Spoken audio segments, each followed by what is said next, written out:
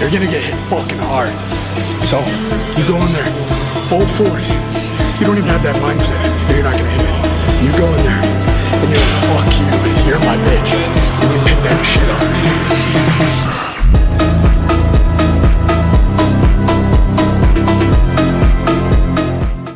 Hey guys, we have RPEROCK here, and today we are with CellaLifts, Marcella, also known as RPE Cella, perhaps. Great to see you. Would love to just hear about tell me a bit about yourself, some of your background athletically, and kind of how long you've been powerlifting. So I've been powerlifting since 2019. I did cross country and track and soccer all growing up, and I continued cross country into my first year of college, and I was running Division 1 cross country. And then once I stopped, I started playing like club soccer and stuff, and then going to the gym. And then I kind of just found my own like program, and I started following girls that had physiques that I liked, and they just ended up being like power building girls, Mm, luckily. So I just started like doing a crap ton of volume and like intensity and stuff, which I love. And mm. then some kids at my gym were like, "Have you ever thought of powerlifting?" I was like, "I don't know what that is, but it'd be fun to do a meet." So I just signed up for a meet and did it. And That's then awesome. I kind of got obsessed with it. Yeah. No, that's awesome. I mean, so you kind of to repeat that you kind of started in the more aesthetic side and trying to get a certain physique, and then just realized you were kind of strong, enjoyed lifting heavy shit. Yeah, I don't think I had like a goal for it when I started. I'm just extremely Mm, active and I need my days to be regimented. And I feel like being an athlete your whole life, you kind of always have something to do or someone telling you what to do all the time. sure, And like, I just couldn't survive a single day without having that. I So as got soon you. as I left the team, I went straight to the gym and then continued from there. No, that's awesome. I mean, definitely looking forward to kind of getting more into that cross country stuff because we have similar backgrounds there. But it's very cool. So you first came on my radar because of a squat video that SSJ Bob tagged me in on a story of you doing a squat in a meet where it looks like it Yeah. give the RP Rock squat a run for its money. Arguably better. One of the the few ones where I saw where it was actually that level of grind. Could you walk me through just that moment as you were squatting and kind of as well as just your prep for that meet specifically? So this is the most I've ever squatted in a competition. My Mm, last meet PR was 270. So for those who don't know, it was 298 at this meet, which was my comp best. And I kind of just figured out my squat within the past, like, I would say 6 to 8 months. And I'm just trying to think about that moment again at this meet. I knew that it was gonna be like, because I did 286 before, and for some people that would look like a third attempt, but I was like, I know that I have 292, but mm, I am really confident that I can push myself to do 298. sure. I had failed 298 like maybe a week and a half before, but you know how prep is. Like you can't really put too much weight on Yeah. a You always failed gotta just lift like trust the a week taper. out. Yeah. Yeah, yeah, trust the taper. Um, but yeah, so I I don't know when I do this, I don't really think like, oh my gosh, it's Mm, gonna be so hard and then I get scared of it. It's kind of like I just think to myself, I know that this isn't gonna be easy, but I'm not doing this because it's an easy sport, you know what I mean? yeah. Like I have goals and to accomplish them, you have to do like really hard things sometimes. Sure. So I honestly like that was the craziest squat I've ever done in my life, I think. Mm. Because I had like two or three sticking points. um, So after the second one, I really didn't know if I was gonna get it. And then I found like more energy in my arms or something. And I think that's where I got the last like push out of it. yeah. It's recruiting every and muscle basically. and then yeah, every single one, like from my toes to my head, and I Mm, utilized all that. So I was kind of dead after that, to be honest.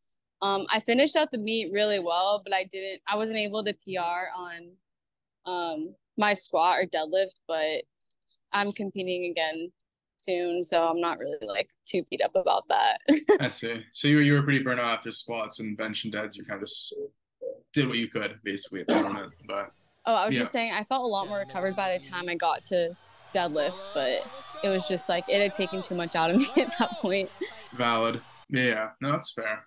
I guess have you always been kind of a more grindy squatter? I know you said this is the most grindy one you've ever done in your life, but like in your prep, kind of before that, were you used to kind of pushing the limits? And what do you think kind of about your either your form, your physique, or your background makes you able to kind of do these grinds harder than what most people could perceive as possible? Yeah, so I definitely had a lot of grindy squats throughout my meet prep. I would say I had like I remember I went to the Arnold and I came back that week and I was going for I think it was a double PR, which was 292 for two. And I was like, you know, at the Arnold, you're up on your feet all day, dehydrated, you know, might go out, have some fun, Yeah. not really great sleep. But I was like, listen, I had this programmed, so I'm gonna try for it anyways. And I got it, but I am not kidding. The second rep, like it was like a 10-second squat and it like helicoptered and stuff. Oh, And I geez. still got it up and I was like, wow. So it's not like I think that you do have to practice it, but it is kind of scary if you've never pushed through a grind like that. I don't recommend it once it gets to the point of like your form is so bad that you might end up getting hurt. But Yeah.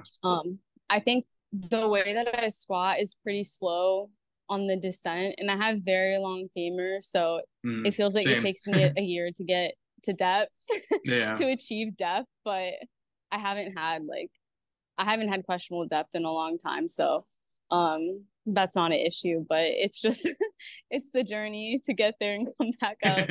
It is a lot. Yeah. But I definitely like my coach already knows this.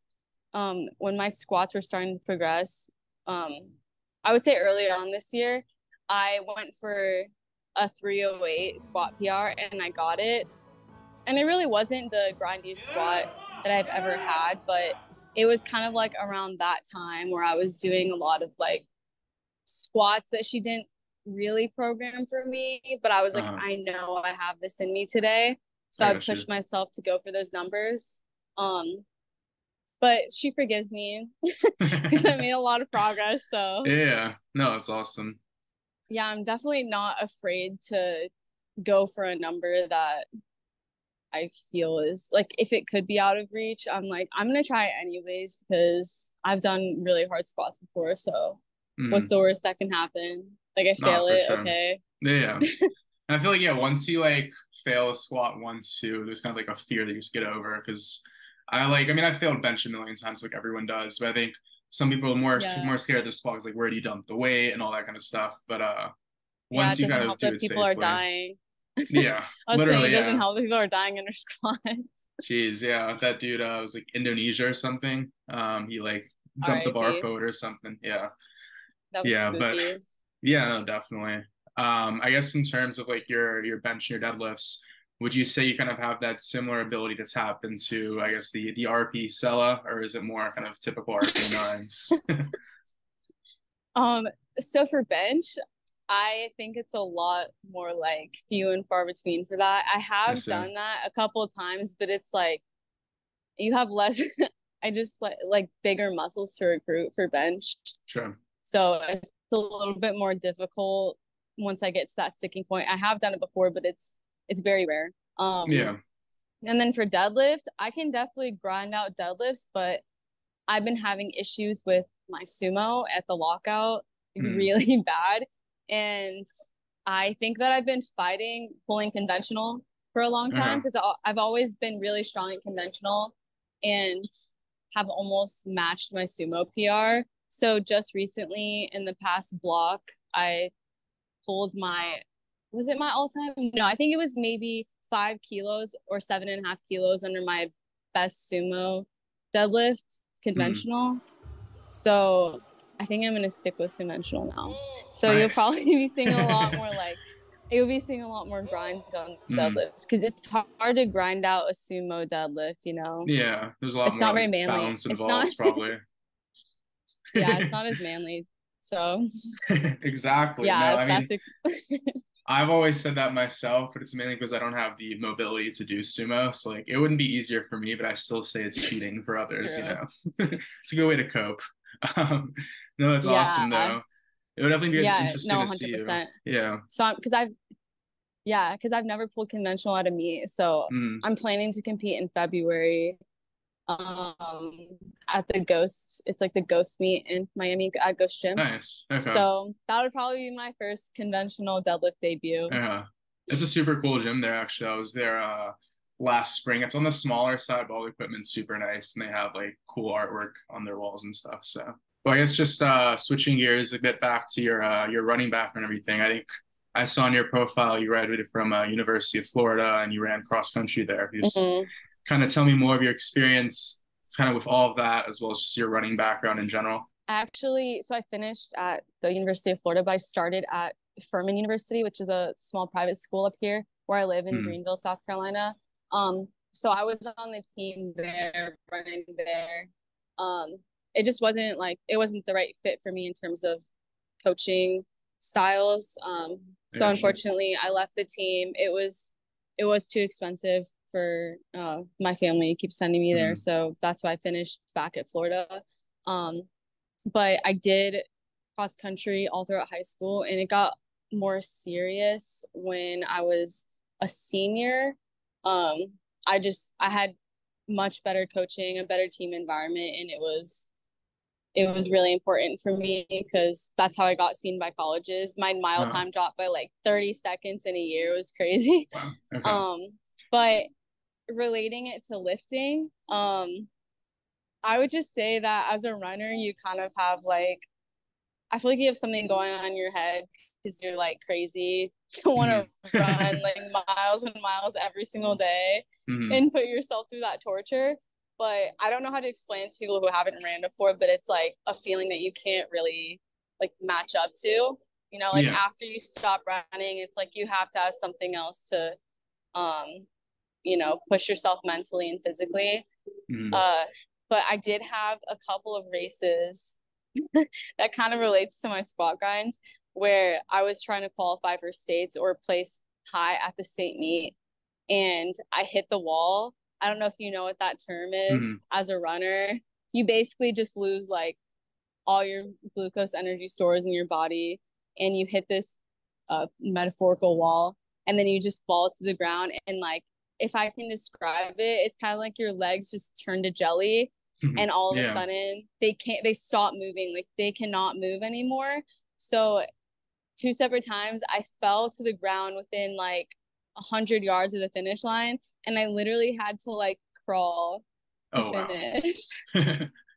Yeah, and like it sounds so dramatic, but I was like, Hmm. are you kidding me? I just finished like it's a 5K. I just finished 3 miles and you think I'm not Uh, gonna get to the point one? Like, of course I am. So and yeah. I remember I finished, it was like top 10 in our state in Florida. Hmm. And I I had fallen after I hit the wall or whatever, and my mom was trying to get me to go to the hospital and I was like, I need to get my medal, so I'm not leaving. That's base. That's awesome. I was so based. Yeah, I was fine, but those Hmm. kinds of things are just like I'm not really scared to push myself to a limit where I can potentially be like really hurt, but Sure. so I don't want to be like I got that dog in me and stuff, but that's what I've that's what I've No, I got heard you. around. Yeah. No, it's awesome. So I did cross country as well, kind of starting in junior high and then kind of all throughout high school as well. And like I definitely agree. There's a level of Mhm. like mental toughness and insanity you have to have because like not only is like running objectively just Yeah, like not that fun, but like I think I real. don't know, like I feel like when I was even like prepping over the summer between seasons and stuff, I was like obsessing over my numbers. I had like the watch obsessing my mile time and like every single factor possible. Hmm. And like lifting the same thing. You record your lifts, you kind of look back and you're like obsessing Yeah, over the tiniest thing that like no one else would notice if they weren't in the sport, you know? they So don't get it. yeah, no, that's awesome though. What was your kind of It's 5K PR? Curious. so okay, so I'm gonna be honest, like I wasn't as good at the 5K as I was in like the mile and 2 mile in track. Yeah. I think my best was like in the 1920s. Bro, that's fast. Come on. It's pretty good, but I'm really not built like a runner. Like the way that I'm built right now, I was never like skinny or anything. I always had bigger quads and stuff, which helped me in soccer, not so much in running. But my best mile time was 5:13. Yeah, I really believe. solid, yeah. And then like 11 something for 2 miles. But yeah, so I was always a long distance girly. I wasn't a good sprinter or anything like that. But yeah. Damn. That's awesome though. Those are definitely some fast times to throw out there, even if you don't think you're at the 5K. Appreciate it. Yeah. I guess, do you think kind of as a former endurance athlete, do you think you tend to do better at like the higher rep sets versus like your 1 rep max? Do you have like any crazy AMRAP stories and like that? I haven't in a while. I think it's just because the coach that I've been with, she doesn't program me AMRAPs too frequently. I think it's really hard for me as a like hingier squatter to do high rep work because it starts to tax on my low back a lot more. So it's hard for me to repeat that. I would say I don't think I haven't had an AMRAP in a while, so I can't speak to that. But I bet, like, gun in my head, I'm getting an AMRAP. If you tell me like to get this number, I'm gonna get it. So no, that's awesome. That's fair. I think that makes me want to do AMRAPs now. After your meet, definitely might be worth doing just like 2 weeks, just straight up AMRAPs, everything. Like even the most absurd accessories like calf races, you're just doing AMRAPs. That'll take some serious mental toughness. I really do push my super hard in accessories. Like I treat them the same as compound movements. I feel like that's been a big contributor to my success and you know, mental toughness, trying to get through super long lifts and like not trying to BS my way through them. You know, just doing like curls like that is not effective. Yeah, no, I think a lot of people they finish up with their big three, the compound movements, and they kind of just dilly-dally. They skip through the accessories, call it a day. Some even skip them. I've been definitely known to do that. Imagine here and there. But yeah, no, definitely once you start taking that seriously, then you're good. So no, it's fair. Yeah, you might need to take some notes. For sure. No, definitely.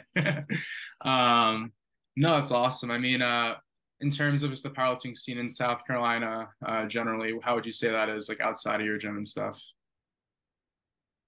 I would say the Carolinas in general have a pretty big powerlifting community. You pretty much see all the same faces at every single meet, and everyone's super passionate about it. Everyone is always trying to like build you up, especially at the meets. It's so awesome to see everyone you want, even if they don't know you, and coming up to you, you know, after lifts and, you know, trying to get to know you and things like that. So it's a really great community around here. We have, I don't know if you've heard of Palmetto State Barbell.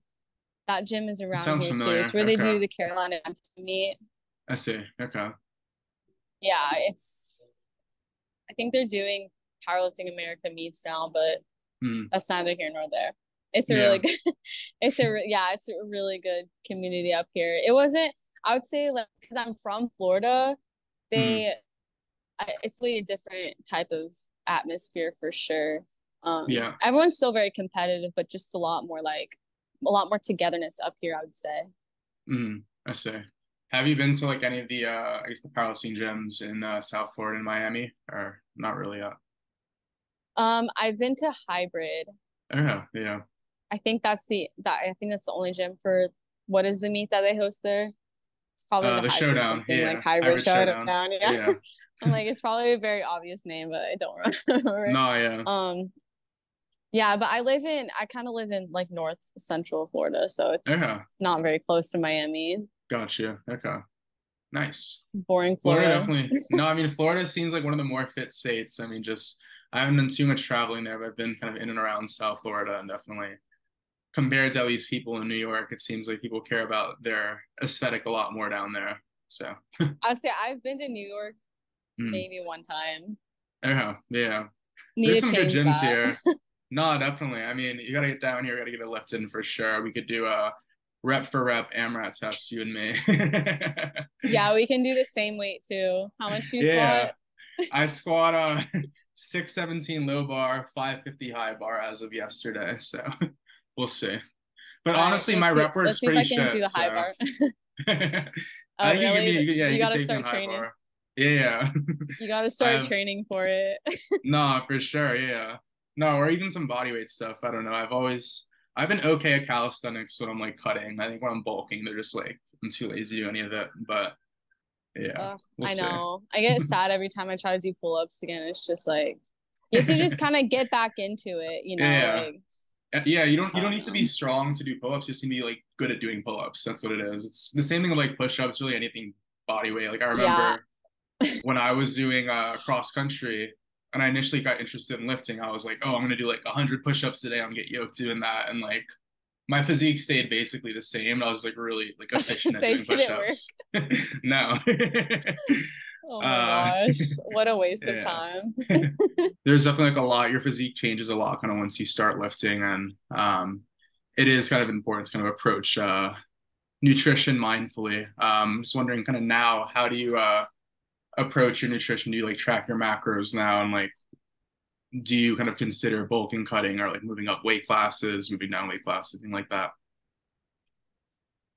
So I initially was in the 57 class because it was 57 and 63, and I Mm-hmm. sat like right in the middle. And now they have the 60 kilo class, so that's perfect for me. Nice. I've thought about cutting down to 56 in the future if it would make me competitive, but right now it just makes more sense to maintain the body weight I have and just compete right at 60. Sure. Um, but I intuitively track now just because I'd been tracking macros for so long that I kind of know like what my body needs to maintain a certain weight. Um, I'm like really obsessed with this stuff, so I can get like super into it. But just in general, I've gone through a few processes of like bulking and cutting, not super intense, but I did my first real bulk this past like last winter. Mm-hmm. And then I cut down into my meat and it was like it was seamless. I did it all on my own. I kind of had a friend helping me for the bulk, but I know how to do the math to cut enough body weight in time for a competition. So that was really I feel like that was a really good idea for me. Mm-hmm. If there's any girls out there afraid of bulking and then cutting back down, like it's just science. Like your body will always be able to lose weight and gain weight at any point in time. So I think it's really cool to just try that process and see, what like progress you can make from it. But right now I have no reason to be cutting or, trying to like shred down for the winter. That's not even a thing. Mm-hmm.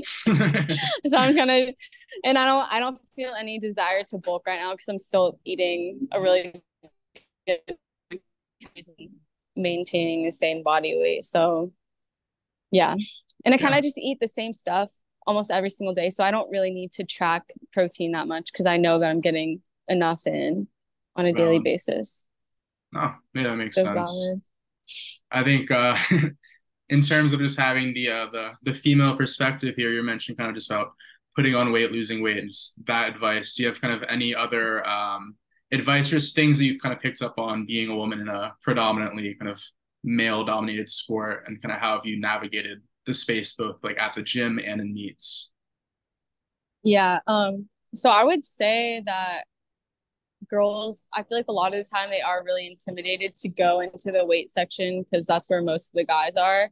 You don't really run into that issue as much at powerlifting gyms because Mm, there's a lot fewer people and a lot less foot traffic and stuff. But I do notice when I go back into a commercial gym for fun sometimes that it's literally just like a sausage fest, and I'm like, okay, I get why girls and maybe even older women don't want to mm, be around that kind of energy. But you kind of just have to go in with the mindset of this is what I need to accomplish, and to do this, like I have to just kind of not care. Yeah. Because at the end of the day, if they're focused on what you're doing, then their workout clearly isn't hard enough, or they're the ones not actually working out hard enough.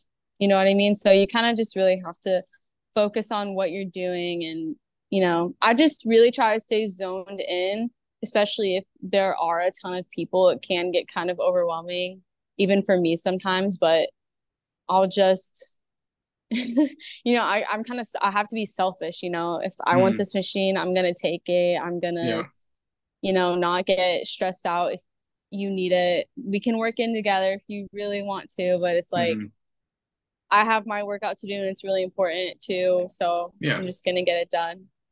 I would say that's the biggest thing. And, you know, a gym public setting, you just can't care about what other people think, or you're just going to get too stressed out to even want to start or finish your workout. So, or if you can go with a friend, like if you want to come with me, like I promise you're not going to be scared of a single guy. Valid. Okay. No, I hear that. I mean, definitely, I think for a lot of I mean, I can speak from my own perspective, gym anxiety and like kind of social anxiety and like the gym sense does formulate or at least like kind of occur sometimes. And like, for me, it's always just asking for a spot. If I'm in a gym where I don't know anyone, I'll like stand and just like stare at people, trying to like suss out who seems the least bothered and like who I can actually like approach to ask to spot me, when like I can just go up and ask and find out the answer to that, you know? So.